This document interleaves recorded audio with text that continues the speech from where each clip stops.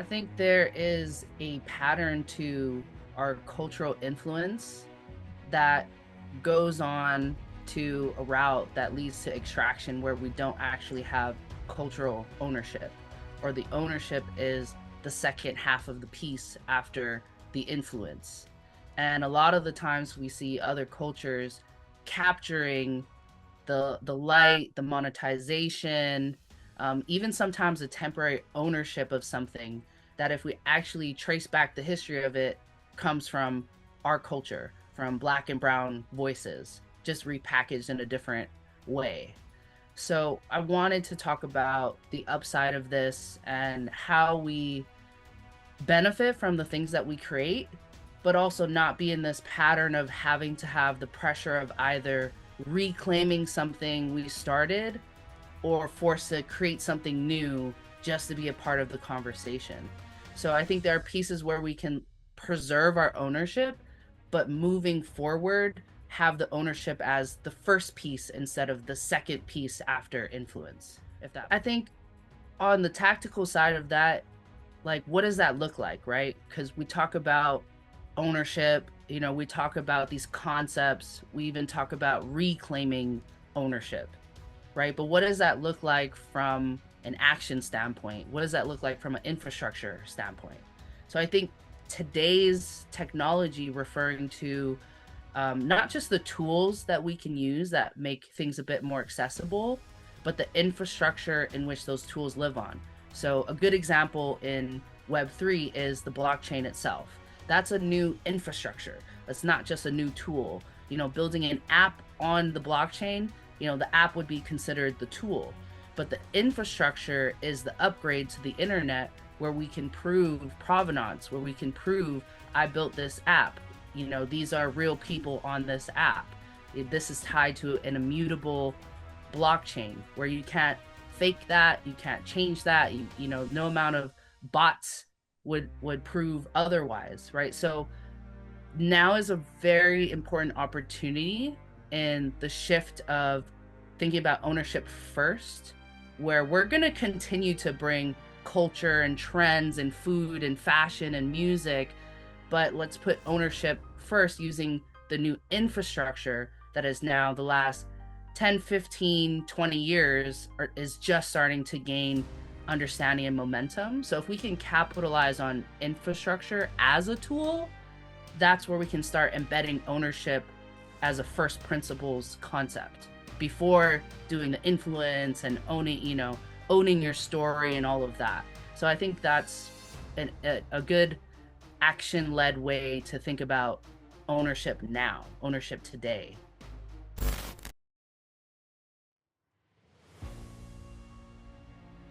A lot of the pattern of thinking is just around the rules of the society that was recently built. And so I actually like how my mom describes America. She always says America is not a country, it's an idea, right? So different people came from different places that took over, colonized, gentrified, also innovated, but all the voices that actually came together kind of built this concept of America. It was built off of immigrants. It was built off of, slave work. It was built off of colonizers, but it was also built off of the backbone of creators' ideas, right? And it is a newer country. We think about 250 years as a long time, but in reality, it is a really short amount of time compared to looking at Mexico and Aztec backgrounds, looking at African nations, looking at the Chinese for 5,000 years, and all those generations. So America is a concept, it's an amalgamation of other cultures, and it's created its own culture in a sense, right? So we do have like a culture, but it's made up of influences from all these other cultures that have been around for generations and generations. And so if you think about that, you can start to see the pattern of extraction, right? Because it's constantly, on one hand, it's constantly trying to improve itself. We have an economic leadership in America. A lot of culture is driven out globally, as you mentioned. and economically. But at the same time, that hasn't filled the pockets of the people that grew the country, that brought the ideas, that created the imagination of what the nation is today. And I think that's our current responsibility, is if we can see that pattern, we can also make a new pattern. And we had to be creative to survive this long. There's a lot of disadvantages we have, but there's a lot of people that have been creative enough to be successful within that system and to do things outside of the systematic ways that kind of put us in the position that we're in.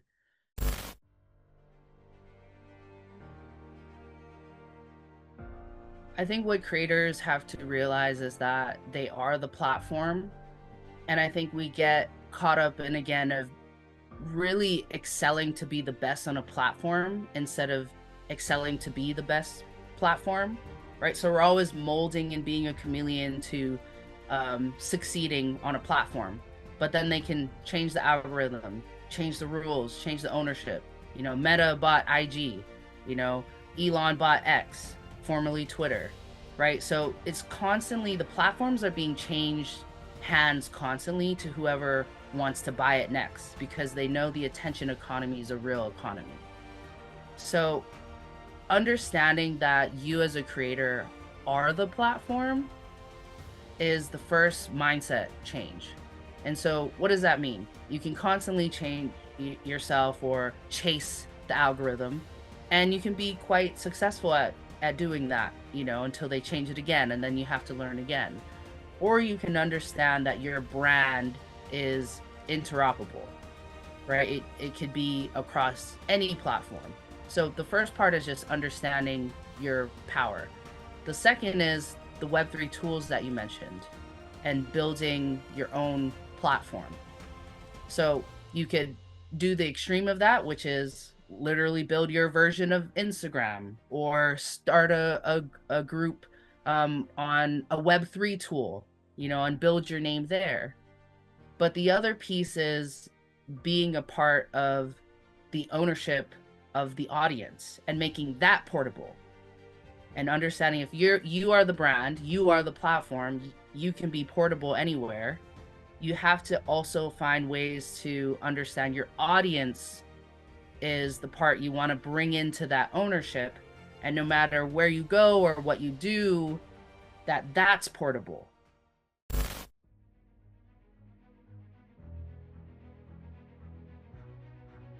I think in order to understand what that looks like at scale, is to first understand how you can do something small that you can repeat, do something small that you can have ownership of, and that you can be a domain expert in.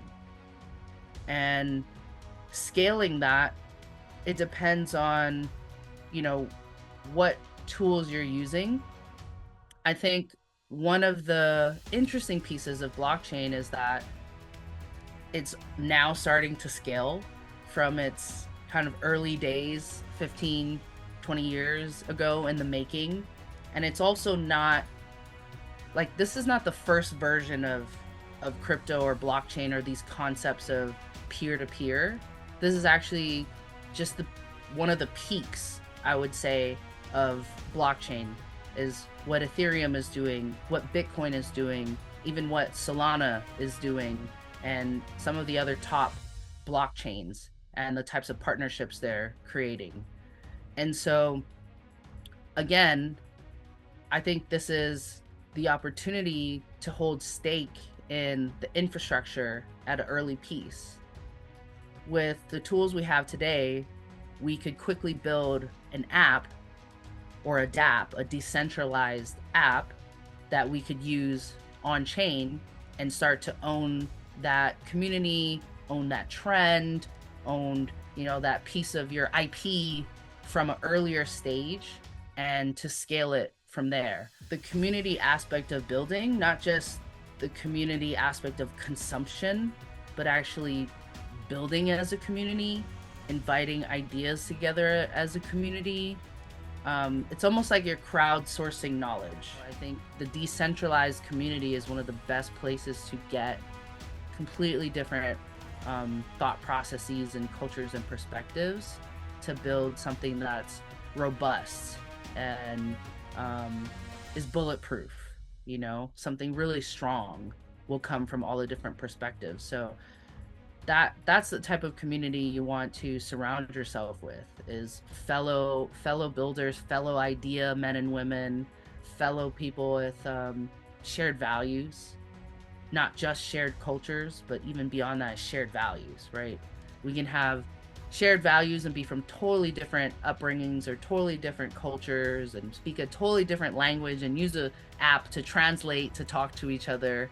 But it's that value piece, that, you know, mutual respect and different perspective that you could actually really grow to build something that lasts a long time.